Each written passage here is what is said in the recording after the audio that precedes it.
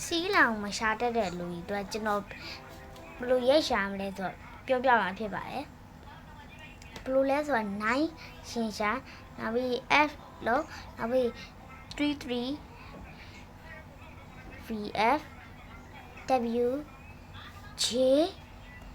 plus 3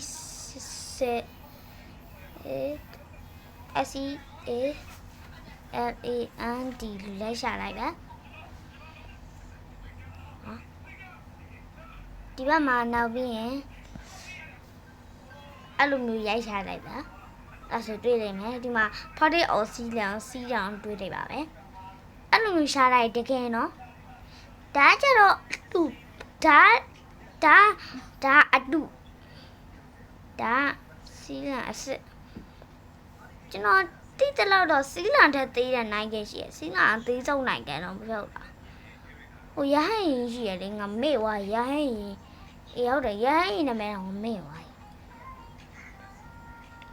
ရဟန်းရင်နာမည်တော့မေ့သွားဘာလို့လဲမသိဘူးနာမည်ကလည်း Q Game John နဲ့ဘာတော့အော်ဝင်းသားအဖေရဟုတ်တယ်ငါတိသလိုပဲလို့ညနေရပဲလို့တာကျွန်တော်ဘလို့သွားလဲဆိုတော့ပြမယ်ဒီအရင်ဆုံးတရားလေးကိုနှိပ်ဟန်ရပဲဘလို့ဖြစ်လို့ကွာရပေါ်ကဲကျွန်တော်ဒီတော့စီးလန်ချပြပါဘိုင်